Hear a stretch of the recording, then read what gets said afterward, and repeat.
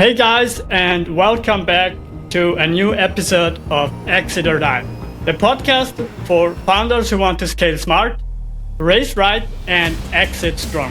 My name is Peter, and I'm the founder and CEO of FoundersToday. And today I'm joined by someone who's done it all and done it more than once.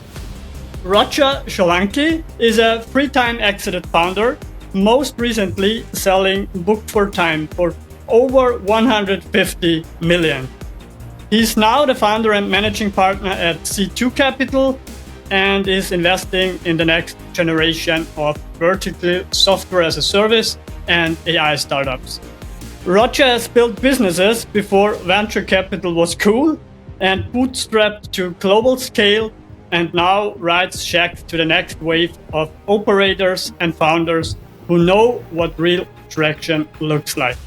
Roger, welcome to Exit or Die. So please give us your personal elevator pitch. Oh, great. Thank you. Nice to meet you, Peter. I'm Roger Sholanki. Had three exits, as Peter mentioned. I've started my career in the before the dot-com days, earlier parts of the internet. So I lived through three generations of technology, building a number of products, and managed to go through three successful exits. Learned a lot of lessons, and hoping to share some of the wisdom with you today on our call. And excited to be here. Perfect. Thank you so much. I would say let's get straight into it. Roger, you have built and sold three companies, maybe more. Let's rewind. What drove you to build the first one? And what made you believe you could do an exit with that? Great question. So this is going back to a time when I just graduated. I went to computer science, had spent 3 years in the corporate world. So a very short time after I graduated, this is when the recession hit. So I was armed with latest microcomputer technology skills back then. And as soon as the economy hit a recession, it was like, okay, my skills are valuable. I'm not going to make a lot of money in the corporate world. So that was kind of the reason I said, okay, I'm going to take a leap of faith and join and start my own business. So I literally quit. And what I did is at the time, I liked to put stress on myself. So my second child was just being born 3 months ago. So could have more stress than that. And ended up, mortgaging the house and I took a contracting job in the early days. And at night, I moonlighted to develop my own product. And I had an idea to build a point of sale software because I was working in a retail environment before, so I understood that business. So that's how it all started, right? And I learned a lot in that time. And I sometimes you say like people get lucky, and my first one was a lucky one. So we ended up building it, and as soon as I built it, I ended up getting 2 other contractors to help me with it. I learned a lot about partnerships, things you should, which I'll talk about a little later. But we ended up building a website, ended up getting a lot of leads. Long story short, we ended up getting a really nice lead out of the US who wanted to license our technology for 5 years. So they wanted to take our point of sale, integrate it into their wireless communication software for big wireless, retail businesses. And we ended up doing that. And my 2 partners quit on me because they didn't like the legal part of it. Well, here Okay. I had a 6-month deadline. So I was working at night, trying to doing all the coding, and I managed to do it on my own. And one of the partners came back later. And then as soon as we kicked off our licensing agreement, I had a royalty agreement with them where we were sharing the royalties. Within 2 years, they ended up selling it to AT&T and Sprint. It was big, huge rollouts. And it was a win-win for all. The CEO wanted to buy out the agreement early. So I got a call and said, okay, I'm going to buy out the product and the rights for the wireless market. And that's what happened. So, we ended up selling it, and that was my first exit. And I was like 31, so excited. And I wanted to move on to my next thing, right? But, that was my first one. Yeah. Wow, amazing. And a journey with a lot of struggle, I guess, and a lot of successes as well. And was there a moment where you realized, I'm not just a product guy, I'm building something sellable? That's a great question. I think in my first one, it was more product oriented because I was developing and they were doing everything. My second company, I think that's where I learned a lot because in that company, when I went to find it, I built a technology that I was selling into big retail shops, retail. So we ended up landing Fitness Depot was a big retail chain. And that was my first site visit where I actually went on site and they spent time educating me on their business and operations. And I think that's where I really got obsessed about business operations. So as a tech individual founder, to be able to see and open up your eyes to how all the intricacies of a business works is huge.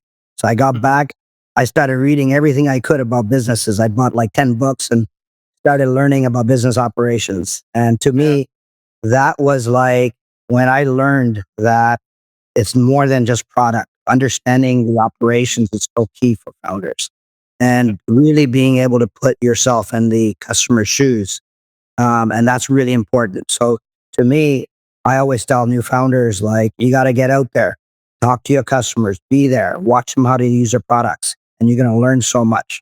And to me, Mhm. that's where you really realize and develop your skills that you're more than just a product guy or a developer, right? Yeah, yeah. I mean, there are on such a journey there is always a learning, right? And Book for Time became one of the fastest growing software as a service company in the spa and wellness vertical, right? So, and you bootstrapped that. How Mm. did you manage scale without outside funding? So that's a good question. So remember in my career, I already had two exits. I learned a lot about partnerships and investors, which in my previous two companies. So I was kind of like, okay, this time around, I have a little bit of money. I want to be able to do it on my own. So I had a vision of building a booking solution after I sold my second company. And back then, my technology skills were getting a little rusty, but I had the business knowledge and the product side of it. So I started building out the architecture of it. And I said, okay, this time I'm going to build it on my own. I had the money, so I put $1 million of my own money into the business. And I was fortunate to be able to do that. It's not something everybody can do. But that gave me the leapfrog, the initial capital I needed to get the foundation, the technology built.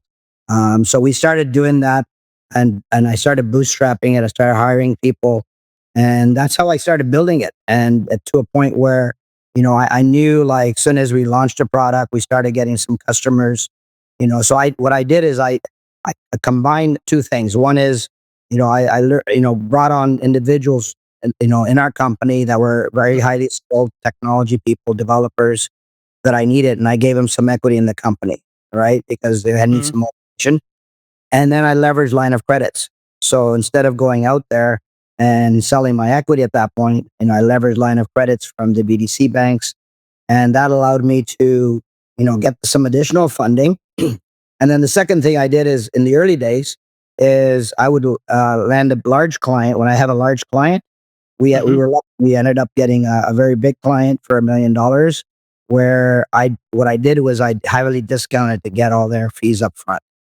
Yeah. Okay, and if you can negotiate a contract like that, it gives you the cash you need in the bank to invest back in growth, Mhm. right? Mhm. So it's a combination of those things.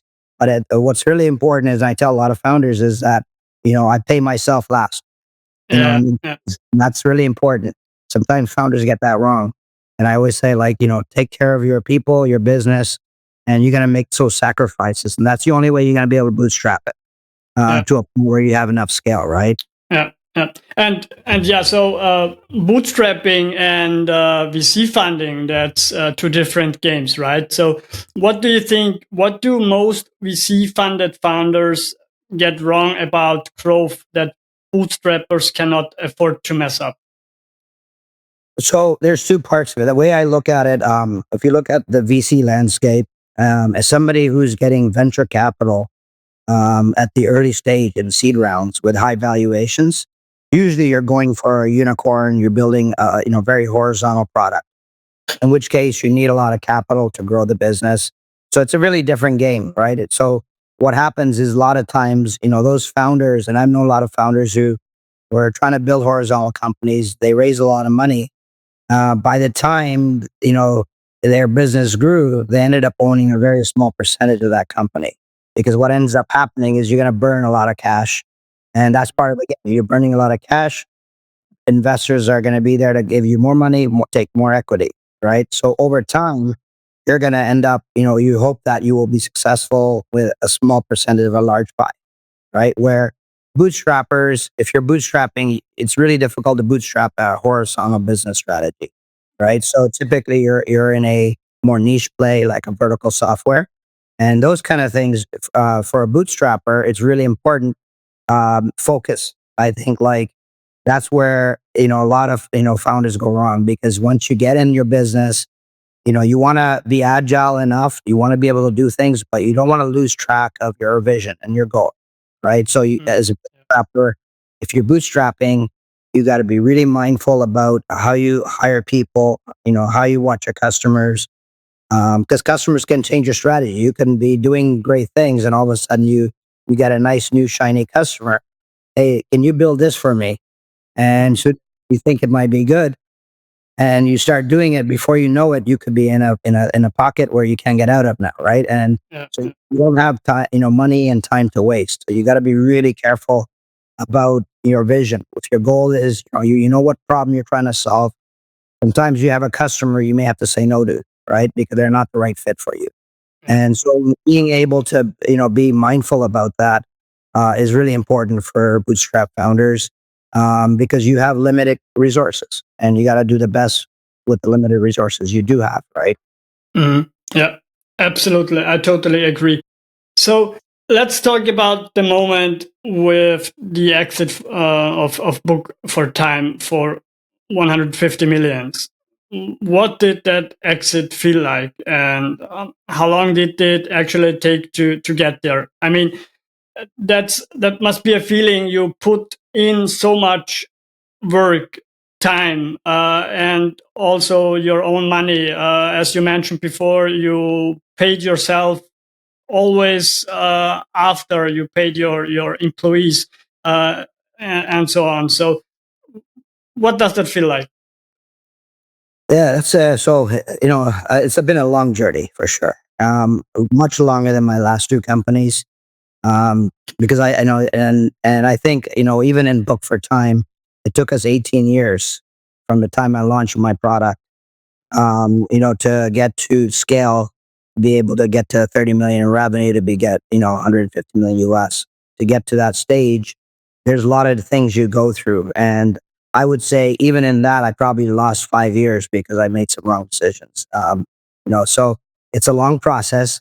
But when you get there, it's mixed emotions, absolutely excitement, relief, you got deep sense of accomplishment. Those are all the great feelings you see. And it was great, right? Because you look at your bank account, you got money in there, and all that stuff is great, right? But it's a mixed emotion, I would say, because, you spend that much time building relationships with partners, friendships with, customers, employees, so it was a bit of mixed emotions being not part of that anymore, right? And as soon as you have to hand your baby away to somebody else. So it's definitely a lot of mixed emotions happens there. And, for me, the way I always thought about it is just a checkbox, right? I don't get too obsessed about it. I knew, like, at the end of it's not just the money. For me, it was more personal achievement. That's how I looked at it. And I knew as soon as I sold it, and a few years before going into an exit, I was already planning for exit strategies and all those things, right? So to me, it was like, I knew what I wanted to do next. I knew, like, when I sell, I'm not going to be part of that company. So I made those decisions already. So when you find that buyer that fits those check boxes for you, it makes it much easier. But again, it comes back to there is planning that goes into exits and things like that you need to be prepared for, right? Yeah. It's been, it's definitely been a long journey, but it's been exciting. Yeah. Absolutely. And when you watch some interviews with entrepreneurs, they sold their companies and ventures. When you speak to others, then there is always the answer that maybe they took a year off to get all the things in your mindset to get clearly, okay, I had an exit, but then it's it's something that they say, yeah, I have to do a new venture, right? So I have to do something more. Not only now I have an exit and I stop my business career and travel around the world, right? So you maybe make 1 year off and then you get to the next one. And you have now flipped the script, right? From founder to funder to investor. So tell us a little bit about SeedTwo Capital. What are you looking for in a founder at the pre-seed or growth stage? Mhm. Yeah. So I think for me, it was like, as I said, I was ready to do something else, but obviously you want to, to your point about taking some time off, I did that between my other exits. I did that a little bit, but you want to, enjoy travel. You want to have a balanced lifestyle, right? That's important. But for me, it was like, what I've been through, I knew that like my next venture, I wanted to be on the other side. I wanted to actually help founders, be successful because I made I learned a lot of lessons over the last three generations of building companies and selling. So I think I can help, other founders avoid those mistakes and really scale, right? And so to me, that's how the idea of C2 Capital came in. So C2 really speaks to the journey of founders that go from the early stages between that 1 to 3 million to under 10 million in that gap. Okay. And why I say that is if you look at the stats, 73% of like they say SaaS startups fail or don't even get to like 1 million in ARR, right? So if you look at the industry stats, it's terrible, right? Like, I mean, there's 60% of a VC, back companies, start stalling at 3 million in revenue, right?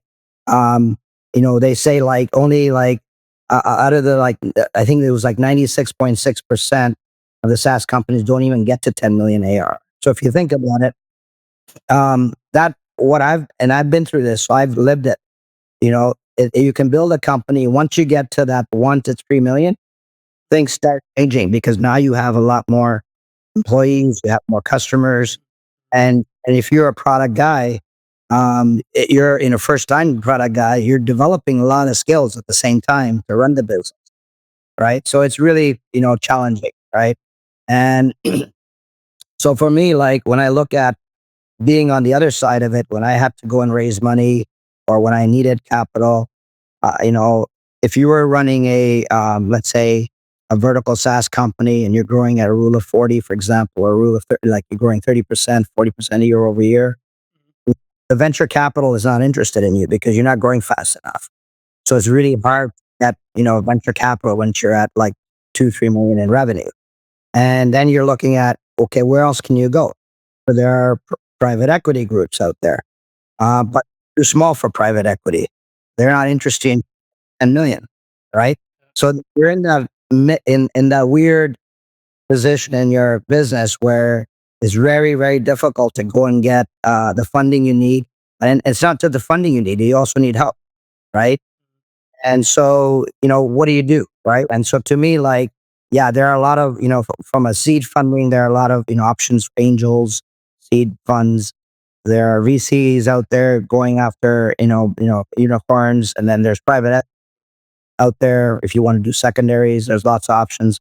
But this is where I found C2 is the second round. So we're really interested in companies who have already done their pre-seed. Now they've built their company. They're getting to that 1 to 3 million dollars in revenue, and they need not just capital, but they also need, strategy in terms of how, they may be struggling with hiring. They may be struggling with go to market or pricing, packaging, a lot of things that I've been through, right? So those are the areas where we will go and make an investment and help those companies. So that's what we look at in terms of the business. To your question, what do I look in founders? That's a great. Me, number one is character and integrity. I forget everything else. very important because you're investing in people. We're in a people business, right? Like technology, it's all people, right? So to me, I look at who the founders are, their character, integrity, how committed they are to the business. You know, if those are all good and checks off, then I look at the product and what they're doing, the opportunity there. What are are they self-conscious? Have they realized, what they're good at? Those are really important, because, you don't want to, sometimes founders can become too arrogant and, they think they know everything. Yeah. It becomes very difficult to work with, right? Mm, mm, It's like, you got to be coachable, right? yeah. And so there's a lot of soft skills I look for, and then the business side of it, right? And that's how I get involved and try to bring different levers to help them grow, right? And Yeah. so there, for example, if they're interested in an exit 3-4 years from now, and they need to get to a certain level of growth, well, there's a lot of planning you got to do, right? So we have a playbook Mhm. for and help them Yeah. get, but Mm, so again, our fund is really, and especially my first fund is just me. So I don't have any outside okay. LP, right? So I put Okay. my money into this fund. I'm writing checks. I don't have to answer to other LPs so it's really up to me. I'm not in a rush. I'm going to find the right companies that, I can really help.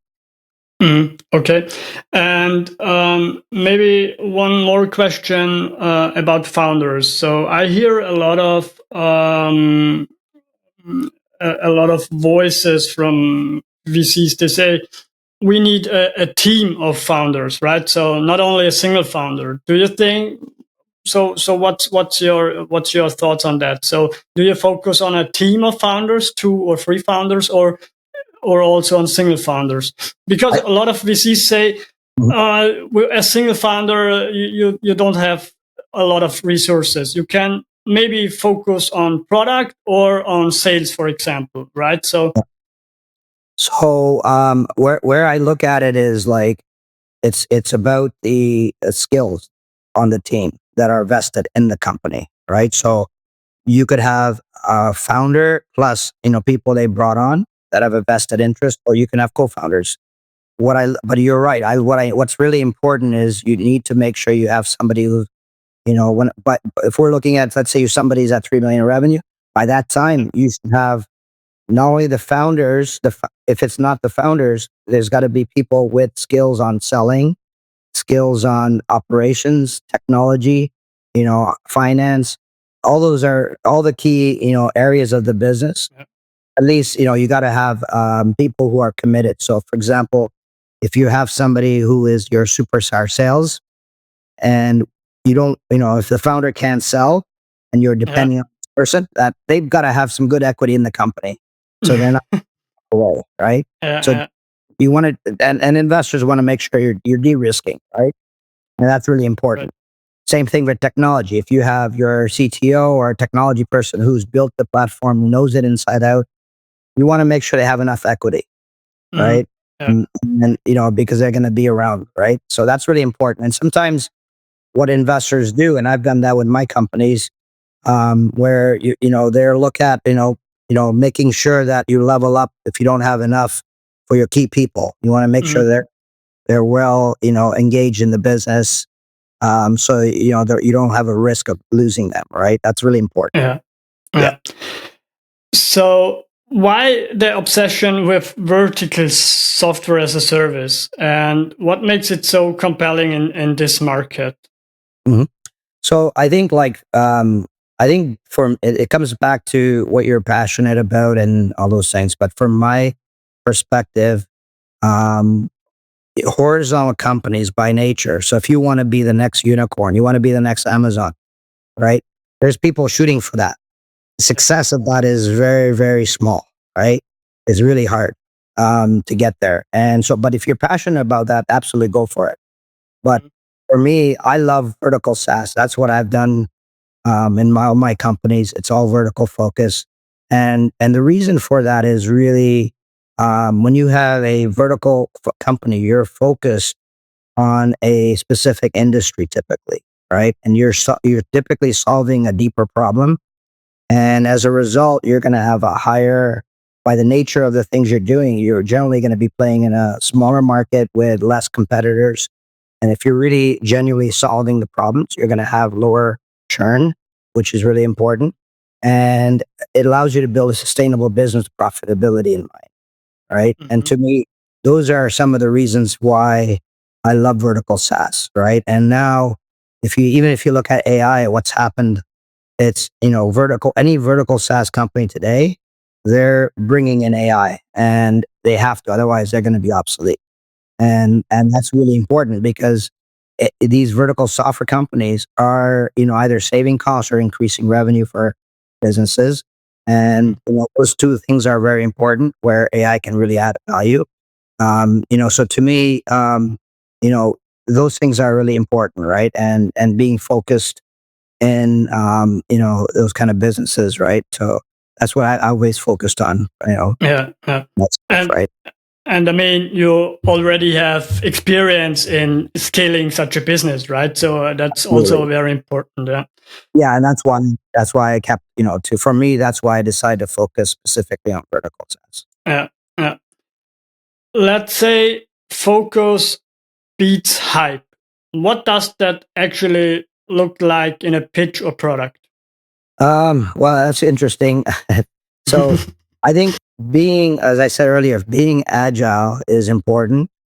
But you really, really need to be focused in your business, and meaning that you got to know what your end goal is, where your strategy, where you're going, where, founders a lot of times, shoot hype, and, it's great to be excited about what you're doing and have that enthusiasm. But, I find like sometimes, especially first time founders, they think they're going to build something that's going to, rule the world. Right. And, I think you can convince some people to invest in your vision, but at the end of the day, like, to me, that's not really a sustainable thing, because at the end of the day, you got to be focused. To me, it's like whenever I lose focus, I waste time, and I've done that myself. So I know that when I focus on something, I can get more progress, and that's going to help me, be more successful at the end, right? Yeah. And for sure, if you do not focus on the important things, you start to struggle with the whole idea, with the whole venture, with the whole startup, right? So absolutely, like, if you're not focused, you're gonna be like, it's very easy to trail off to a different industry, because you see, maybe, you hire a new individual, let's say a new salesperson, and they go and sell, because they have a contact somewhere else, and they bring that customer, but now you need to add a whole bunch of bells and whistles to your product to get there, right? Well, that's going to distract you, and you might end up going somewhere else in a completely different vertical, right? And exactly. sometimes that's good if you find, like, but you got to validate it. I'm not saying ignore it, but if you got to really be mindful and validate it, because, like, a good example is, if you're building a product for enterprise customers, right? Enterprise is typically a longer sales cycle, and you're also going to be spending more time implementing them, because they're going to need hands-on, so how they, more support. So if you build, your business around that, and then all of a sudden you're starting to sell into small businesses, well, small business is not going to pay the same price, so you lower your price. But now it's going to cost you more money, because you haven't built your platform to be self-onboarding, all those kind of things, right? So business is a lot of self-service tools you got to build into your product, right? From signing up to onboarding. So if you haven't thought about all that, you're going to have to build all that. So you can it's hard for, companies to be the best of both. Like, think of like QuickBooks, like, they're good for small, medium businesses, right? NetSuite is great for enterprise companies. They both have different, you can't buy NetSuite and, just implement on your own. You're going to hire consultants to help you do that, right? So, same thing, right? Like, these companies have decided what they want to be. And that's really important, right? That's what I mean by focus, right? To know what you want to be, and be, going down the right path, right? Great insights. Roger, you have built a lot of products, exited 3 companies. What do most first-time founders not see coming on the way to an exit? A lot of founders have the goal to an exit. A lot of founders say, okay, if it happens, then it's cool. So what are your thoughts on that? Yeah, so quite a few points there. I could talk about, like, I think one of them is emotional toll of letting go. And I think it's very important. Like, a lot of founders get so emotionally tied up that, they haven't really thought about letting go as you scale, because they want to be controlling everything, right? And it's really important. If you want to exit and if you want the high value for your business, you got to step out, right? If you're the key person doing day in, day everything, uh, it's a high risk for a buyer, right? So you want to make sure that you've invested in building up your team and you step out of the day to day. Like when I sold my company, the last 3 years, I was out of the complete day to day. I had my leaders do everything, right? And that was really important because a buyer saw that less risk that way. Yeah, yeah. So I think, that's important. Mentally being ready for dilution is very important. Like, a lot of founders don't worry about, like, don't get so caught up in, wanting to own everything, right? You gotta be, ready for dilutions, and, to your management staff is important, Mhm, mhm. because you want to make sure, they're well compensated, because you want them around till the end, right? And especially when the buyer buys your company, they're going to want your management team, and that's what they're going to look at. They're not going to want you. They want your management team, and they're going to Yeah, yeah. work so that they have, skin in the game, right? And the other thing that'll often happens is, if you want to, and I did this myself, I brought on a SeedTwo Capital about 5 years before I sold. And the reason I did that was, to help me figure out, internally in my company, what I need from my tricks need to be, the operations, to be able to have a highest value when I exit, right? Mhm, And that's mhm. with money. So I had to give them some equity, right? So I think mentally you got to be ready, to bring in the right people at the right time and lose some equity to do that. Exit planning is another one. A lot of, founders don't think about this. And I'm not just talking from a tax point of view, but knowing that internal readiness in your organization, right? When you go through that due diligence process in a big act, like with somebody who's paying 150 for your company, like, Mhm. they do a lot of due diligence, right? And Definitely. and a lot of deals fall through in the last hour, Mhm. right? So you want to make sure you're spending the time and money necessary to lift your systems. Make sure you have good financial reporting in place, because they're going to want all that data. So you don't want to be scrambling last minute, right? You want to make sure you have referenceable customers. You want to make sure you have all your HR records in order, right? All those compliance things you might need to comply from a tax point of view. Like we were international. I was working at customers in 100 countries. So Wow. based on the countries we were in, some countries we need to pay tax, right? Mhm. We had to hire Deloitte to make sure that we're in compliance and all that. So this is what I did 5 years before I sold the company. I had all that put in place, right? Yeah, yeah. So a lot of things like that is very important to get be ready for an exit, right? So you Yeah. got to be thinking about that. And I guess a lot of sleepless nights as well to prepare the exit, and a lot of learning. So, what was one mistake you made early in your founder career, so that you now help others avoid as an investor? hmm So I think, like, for me, I built a lot of products and I had a lot of ideas. I'm sort of a dreamer, right? So I have some ideas, and I think where I made my most mistakes is I failed to validate, the real problem that I'm trying to solve, right? So I think I believe I convinced myself this is something everybody's going to use, but I didn't spend enough time to validate it, with real people and real customers and putting it in their hands and getting feedback, right? So those are the things that mistakes I made. And I think like as young founders, you kind of overconfident and, you start thinking, well, I build this widget, everybody's going to buy it. Right. So I think, that was for me. And now I understand.